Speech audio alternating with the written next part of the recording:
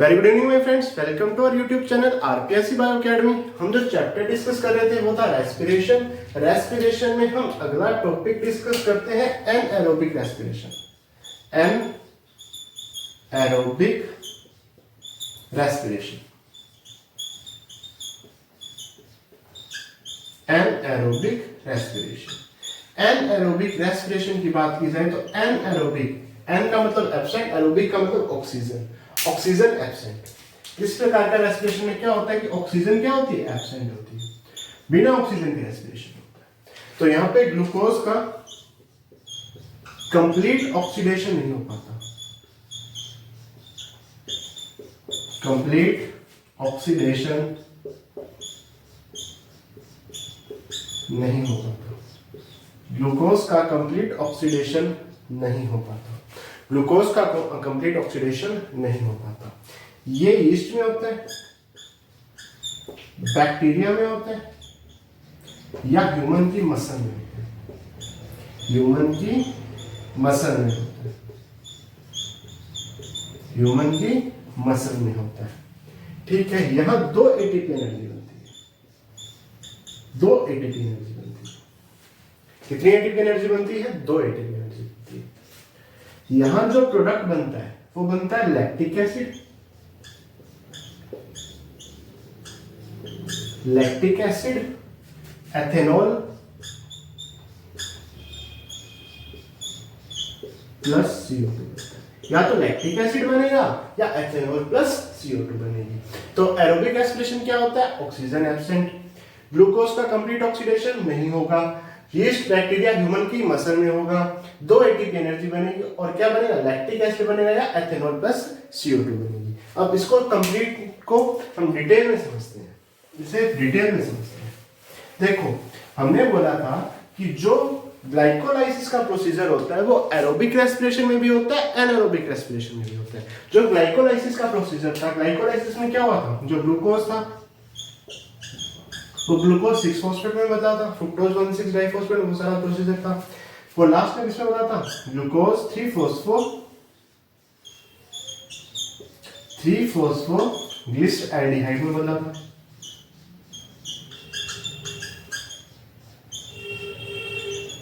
Three फॉस्फोग्लिसरॉल्डिहाइड में बदला था, 3 फॉस्फोग्लिसरॉल्डिहाइड में बदला था। ये 3 फॉस्फोग्लिसरिक एसिड में बदला था, 3 फॉस्फो। मैं पूरा ग्लाइकोलाइसिस नहीं लिख रहा हूं, मैं कुछ रिएक्शन लिख रहा हूं। 3 फॉस्फोग्लिसरिक एसिड में बदला था,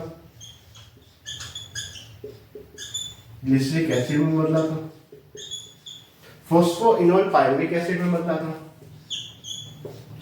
फॉस्फोइनोल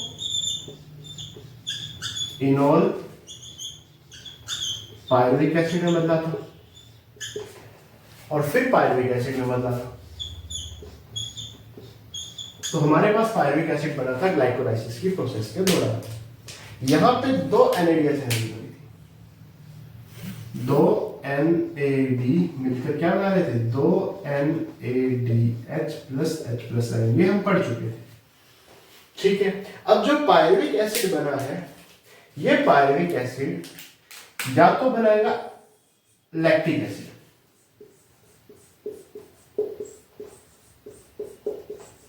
या तो ये लैक्टिक एसिड बनाएगा या ये एथेनॉल प्लस CO2 बनाएगा,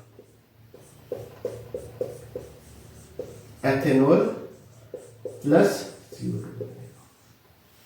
जब लैक्टिक एसिड बनाएगा तो एंजाइम काम करेगा lactic acid dehydrogenase, lactic acid dehydrogenase.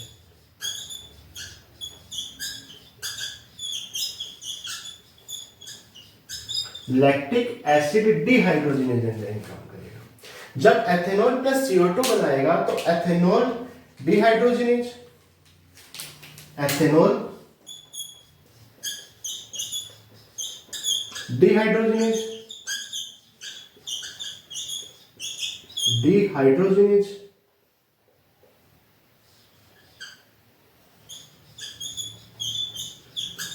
और एक एंजाइम और काम करेगा pyruvic acid decarboxylase, pyruvic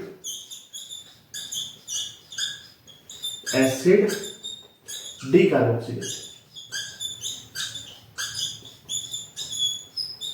decarboxylase, pyruvic acid decarboxylase enzyme काम करेगा। तो ये 3 एंजाइम काम करेंगे। यहां पे 2 NADH एनर्जी खर्च होगी, 2 NADH एनर्जी खर्च होगी। यहां पे भी 2 NADH एनर्जी खर्च होगी।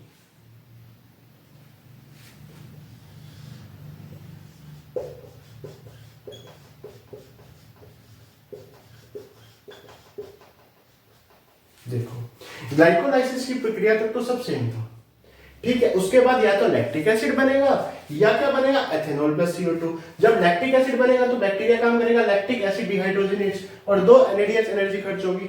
जब एथेनॉल प्लस CO2 बनेगा तो 2 एंजाइम काम करेंगे, एथेनॉल डिहाइड्रोजनेज और पायरुविक डीकार्बोक्सिलेज एंजाइम काम करेंगे, ठीक है। यहां तक हो गया।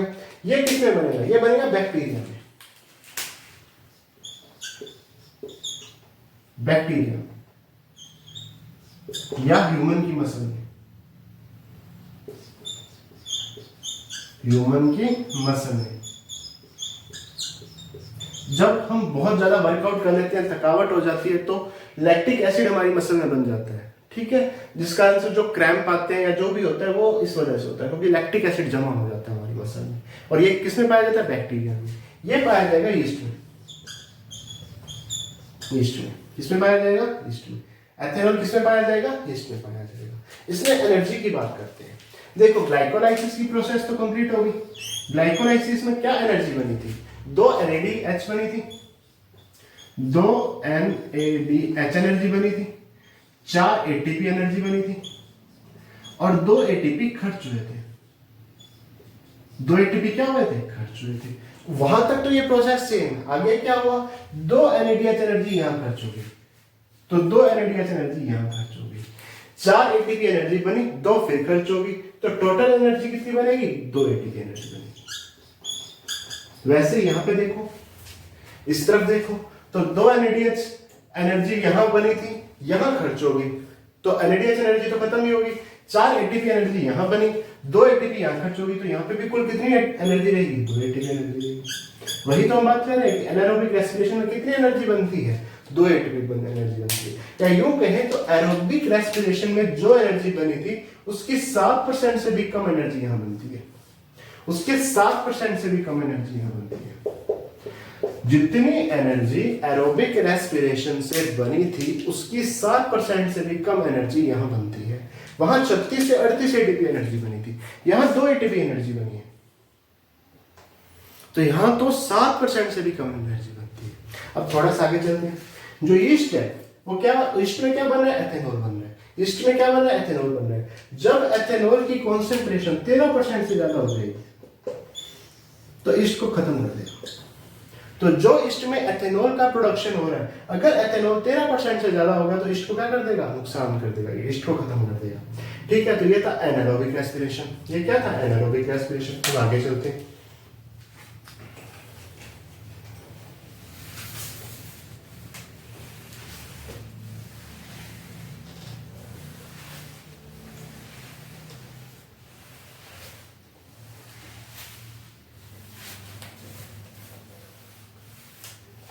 हम आगे चलते हैं। देखो रेस्पिरेटरी सब्सटेंस कौन कौन से थे, या तो फैट था, या कार्बोहाइड्रेट था, या प्रोटीन था। रेस्पिरेटरी सब्सटेंस कौन कौन से थे, या तो था फैट, फैट था, या कार्बोहाइड्रेट था, कार्बोहाइड्रेट था, या क्या था, प्रोटीन थी, प्रोटीन थी, प्रोटीन थी। कार्बोहाइड्रेट में क्या हो सकता है, ग्लूकोज हो सकता है, सुक्रोज हो सकता है। ये किसमें टूटेंगे, ग्लूकोज बनेंगे। फिर यहां क्या चलेगा, ग्लाइकोलाइसिस चलेगा। ग्लूकोज से क्या बनेगा, ग्लूकोज 6 फॉस्फेट,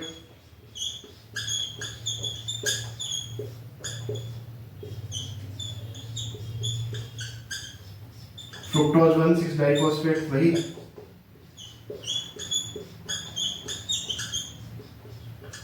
डाइफॉस्फेट,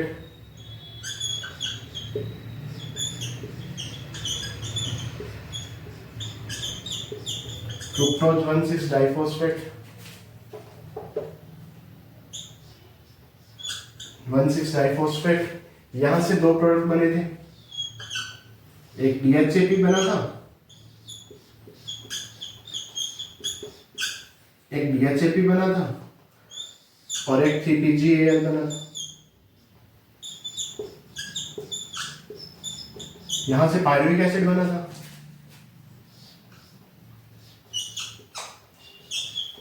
यहां से क्या बना था, एसिड यही था। अब मैं ये देखना चाहता हूं कि प्रोटीन कहां से एंटर करेगा या फैट कहां से एंटर करेगा, प्रोटीन कहां से एंटर करेगा या फैट कहां से एंटर करेगा। मैं प्रोटीन की बात करूं तो प्रोटीन अमीनो एसिड में टूटेगा,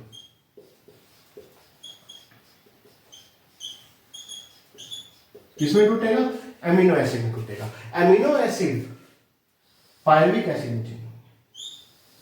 तो अगर सवाल आ जाए कि प्रोटीन, अगर हम रेस्पिरेटरी सबस्ट्रेट के रूप में प्रोटीन लेते हैं तो प्रोटीन की एंट्रेंस कहां से होगी, प्रोटीन की एंट्रेंस पायरुविक एसिड से होगी, क्योंकि प्रोटीन अमीनो एसिड बनाएगा, अमीनो एसिड किसमें चेंज हो जाएंगे, पायरुविक एसिड में चेंज हो जाएंगे। इधर बात करें तो फैट टूटेगा fatty acid,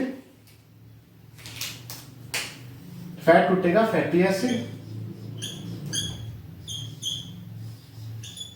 fatty acid plus glycerol.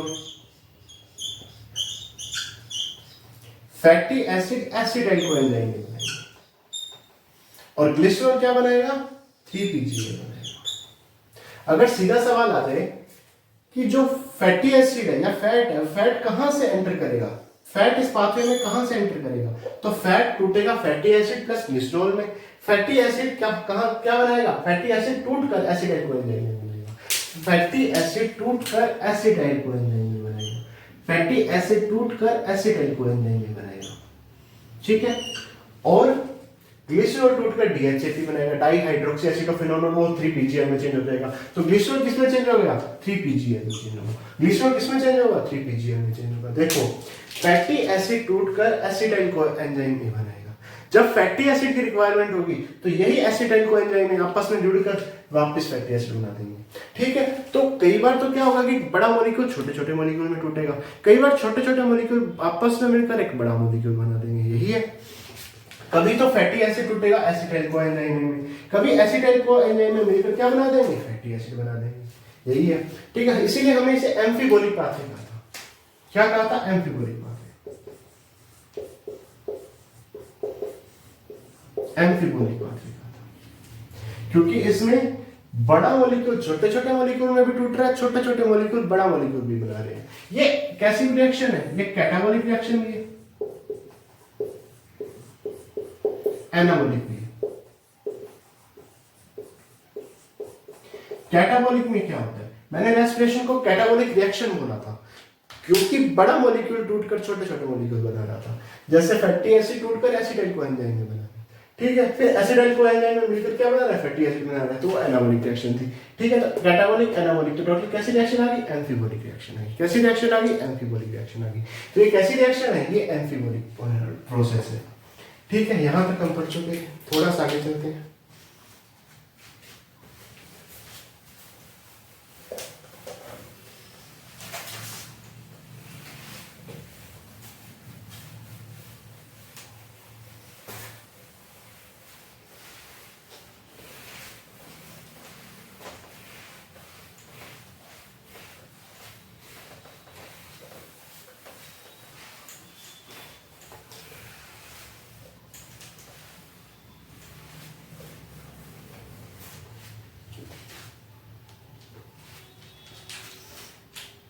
अब हम करते हैं रेस्पिरेटरी क्वेश्चन।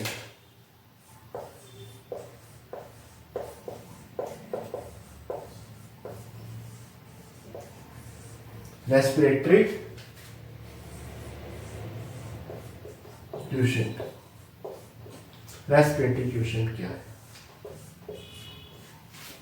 रेस्पिरेटरी क्वेश्चन क्या है। रेस्पिरेटरी क्वेश्चन या आरक्यू की बात की जाए तो आरक्यू को एक फॉर्मूले से समझ सकते हैं, volume of CO2, volume of CO2 involved, volume of CO2 involved upon volume of oxygen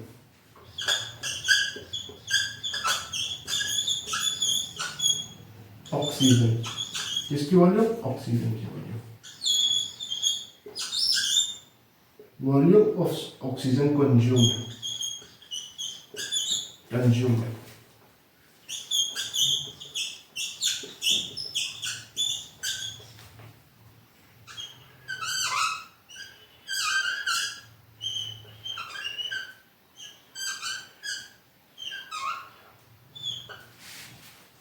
oxygen of volume of oxygen consumed, volume of CO2 involved upon volume of oxygen consumed. जैसे ये glucose है, क्या है? Glucose. Glucose का क्या होगा? Oxidation होगा। क्या बनेगा? 6CO2 बनेगा प्लस 6H2O बनेगा। आरक्यू क्या है? पहला कार्बोहाइड्रेट का आरक्यू, कार्बोहाइड्रेट का। तो कार्बोहाइड्रेट का आरक्यू आएगा, देखो वॉल्यूम ऑफ CO2 इन्वॉल्व, कितने CO2 इन्वॉल्व है? 6 upon volume of oxygen consumed, oxygen कितनी कंज्यूम हो रही है? 6। तो आरक्यू क्या आ गया? 1 आ गया। आरक्यू क्या आ गया? 1 आ गया। आरक्यू 1 आ गया। तो आरक्यू है क्या? वॉल्यूम ऑफ CO2 इन्वॉल्व, कितनी CO2 इन्वॉल्व हो रही है? 6 हो रही है। Volume of oxygen consume, oxygen कितनी कंज्यूम हो रही है? 6 हो रही है। तो 6/6 कितना आ गया? 1 आ गया। तो ये कार्बोहाइड्रेट का था। अब एक एक करके हम सबका आरक्यू निकालते हैं, एक एक करके हम सबका आरक्यू निकालते हैं।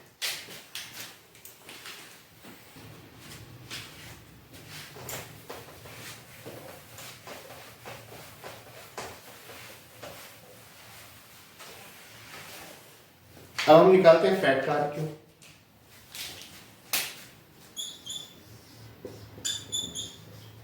फैट का आरक्यू, फैट का एक मॉलिक्यूल देते हैं C51H98O6 के 2 मॉलिक्यूल। इसका नाम क्या है? ट्रिपेमिटीन। ट्रिपेमिटीन प्लस ऑक्सीजन क्या बनेगा? CO2 बनेगा प्लस वाटर बनेगा। ऑक्सीजन कितनी काम आएगी? 144 मॉलिक्यूल, 145 मॉलिक्यूल, 145, 145, 145। CO2 काम आएगी 102 और ये काम आएगी 98। इस तरह से। तो फैट का क्या आएगा? ट्रिपेमिटीन ले लिया, C51H98O6, इसमें ऑक्सीजन काम आएगी 145 ऑक्सीजन, कार्बन डाइऑक्साइड काम आएगी 102 CO2 और 98 वाटर। इसका आरक्यू निकालते हैं। आरक्यू कितना है? Volume of CO2 involve, CO2 कितनी इन्वॉल्व हो रही है? 102 हो रही है, बटा वॉल्यूम ऑफ ऑक्सीजन कंज्यूम्ड, कितनी ऑक्सीजन कंज्यूम्ड हो रही है? 145, 145, ये आएगा 0.7 के आसपास। तो फैट का आरक्यू कितना होता है? 0.7 होता है। फैट का आरक्यू कितना होता है? 0.7 होता है। अगर प्रोटीन की बात की जाए, अगर प्रोटीन की बात की जाए, अगर प्रोटीन की बात की जाए, अगर प्रोटीन की बात की जाए तो वो होगा 0.8 से 0.9 के बीच, वो होगा 0.8 से 0.9 के बीच। तो फैट का कितना होता है? 0.7 होता है। प्रोटीन का कितना होता है? 0.8 से 0.9 के बीच होता है। प्रोटीन का कितना होता है? 0.8 से 0.9 के बीच का होता है। अब बात करते हैं ऑर्गेनिक एसिड की। चौथे नंबर पे ऑर्गेनिक एसिड।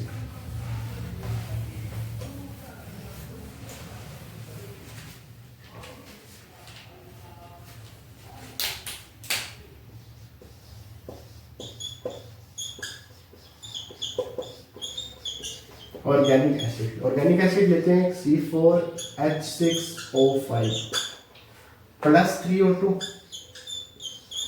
क्या बनाएगा, CO2 बनाएगा, 4 CO2 प्लस वाटर कितना बनाएगा, 3 वाटर बनाएगा। देखो कैसे पता चला, बताता हूँ। 4 कार्बन है तो 4 कार्बन यहाँ आएंगे, 4 कार्बन डाइऑक्साइड बनेंगे। ठीक है, ऑक्सीजन कितनी आएगी, 3 ऑक्सीजन ये भी और 8 ऑक्सीजन ये भी, 11 ऑक्सीजन यहाँ देखते हैं, 6 ऑक्सीजन ये भी, 5 ऑक्सीजन ये भी, 11 ऑक्सीजन पूरी है, तो ये बनाएगा। ठीक है, ये इसका आरक्यू देखते हैं, इसका क्या देखते हैं, आरक्यू देखते हैं। आरक्यू है क्या, वॉल्यूम ऑफ CO2 की कितनी वॉल्यूम इन्वॉल्व हो रही है, 4 बटा volume of oxygen consume, oxygen कितनी कंज्यूम हो रही है, 3, कितना आएगा 1.33। तो ऑर्गेनिक एसिड का 1 से ज्यादा होता है, मोर देन 1 होता है, मोर देन 1। ठीक है, ये ऑर्गेनिक एसिड आ गया। अब थोड़ा सा आगे चलते हैं।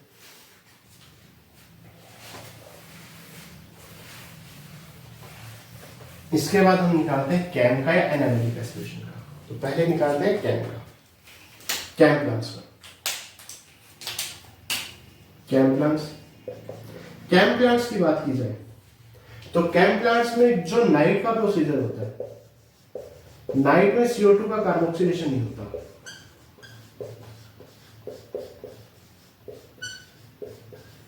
CO2 का कार्बोक्सिलेशन नहीं होता। जब CO2 का कार्बोक्सिलेशन नहीं होता तो RQ में ऊपर क्या आएगा, 0 आएगा, बटा कुछ भी आए तो टोटल क्या रहेगा, 0 रहेगा। और डे में क्या होगा, डे में क्या रहेगा, देखो नाइट में क्या होगा, CO2 का कार्बोक्सिलेशन नहीं होगा तो ऊपर 0 आ जाएगा। अगर ऊपर 0 आ गया तो पूरी रकम ही 0 होगी, RQ ही 0 हो गया। डे में ये मोर देन है। ज्यादा याद ये रखना है, ज्यादा याद ये रखना है कि कैम में नाइट में RQ 0 होता है क्योंकि CO2 का फिक्सेशन नहीं होता, CO2 का कार्बोक्सिलेशन नहीं होता। ठीक है, फिक्सेशन नहीं होता है, CO2 का कार्बोक्सिलेशन नहीं होता। ठीक है, तो ये आ जाएगा। अब बात किसकी करते हैं, एनारोबिक रेस्पिरेशन की बात करते हैं।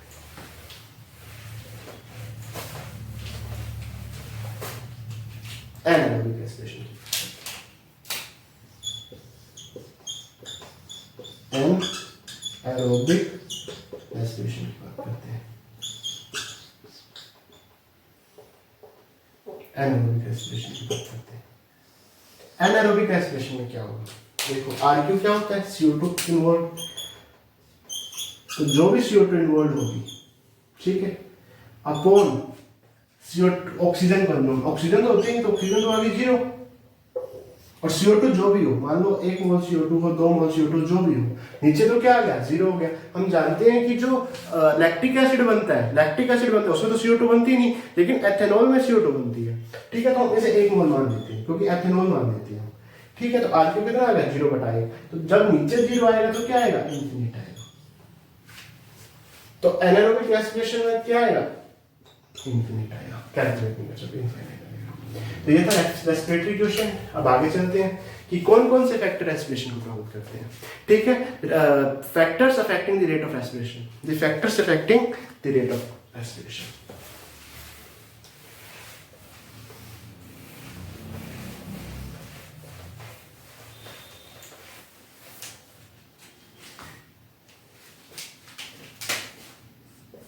The factors affecting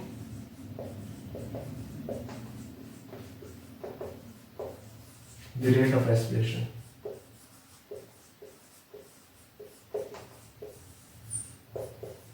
रेस्पिरेशन को प्रभावित करने वाले कारक, रेस्पिरेशन की दर को प्रभावित करने वाले कारक। पहला कारक क्या है, पहला कारक है लाइट। पहला कारक क्या है, लाइट।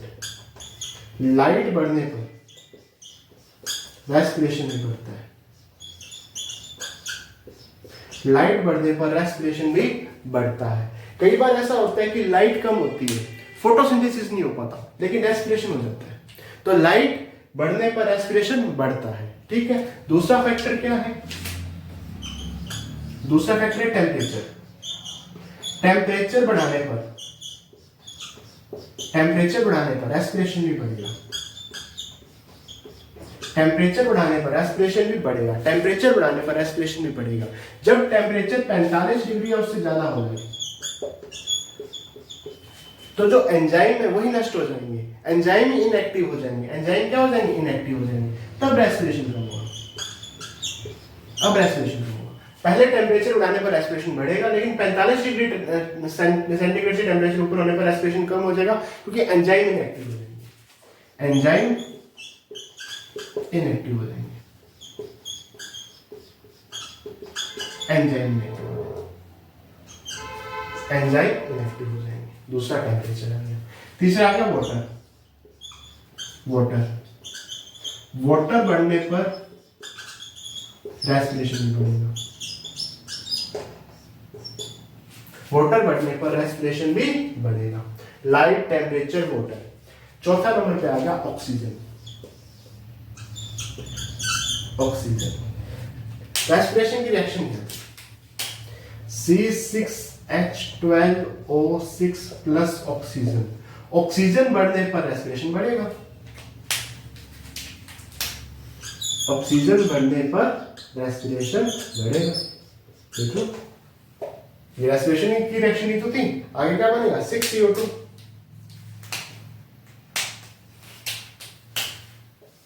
6CO2 plus 6H2। तो ऑक्सीजन बढ़ने पर रेस्पिरेशन भी बढ़ेगा। और पांचवा क्या है? CO2। अगर मैं CO2 बढ़ा दूं तो रेस्पिरेशन कम हो जाएगा। देख लो प्रोडक्ट में CO2 बन रही है ना, जब CO2 बढ़ा देंगे तो रेस्पिरेशन कम हो जाएगा। CO2 बढ़ाने पर रेस्पिरेशन क्या हो जाएगा? कम हो जाएगा। जब ऑक्सीजन बढ़ाएंगे तो रेस्पिरेशन बढ़ेगा, CO2 बढ़ाने पर रेस्पिरेशन कम हो जाएगा। तो ये 5 फैक्टर थे जो रेस्पिरेशन की रेट को प्रभावित करते हैं। अब आगे चलते हैं।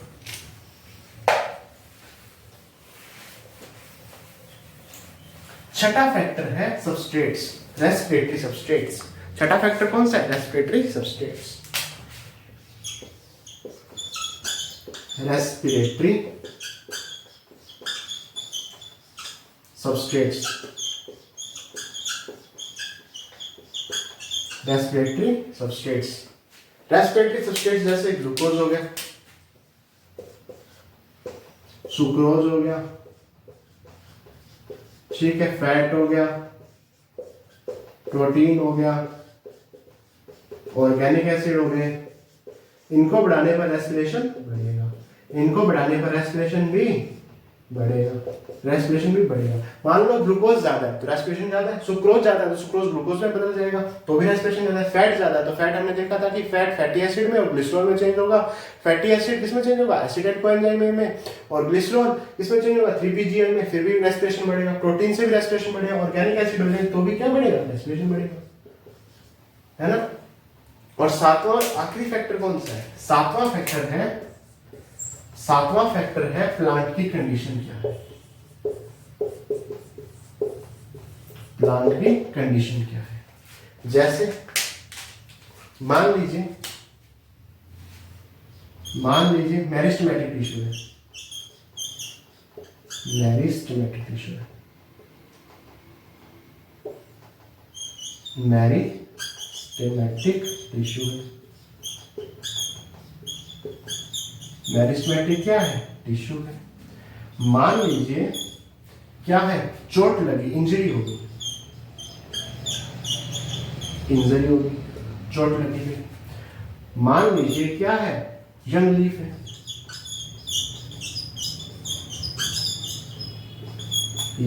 है, यंग प्लांट है। और चौथा क्या है? मान लीजिए कि देखिए पहला तो मेरिस्टेमेटिक टिश्यू है, मेरिस्टेमेटिक टिश्यू है तो रेस्पिरेशन भी बढ़ेगा। जितना मेरिस्टेमेटिक टिश्यू होगा रेस्पिरेशन भी क्या होगा? बढ़ेगा। मेरिस्टेमेटिक टिश्यू क्या होता है? मेरिस्टेमेटिक टिश्यू होता है जो लगातार विभाजित होता रहता है। ऐसा टिश्यू जो लगातार विभाजित होता रहता है उसमें रेस्पिरेशन भी लगातार बढ़ता रहता है। इंजरी होने पर प्लांट की तो भी रेस्पिरेशन बढ़ेगा। यंग लीफ है, लीफ क्या है? यंग है तो भी रेस्पिरेशन बढ़ेगा। और ripening of fruit, ripening of fruit, फलों का पकना।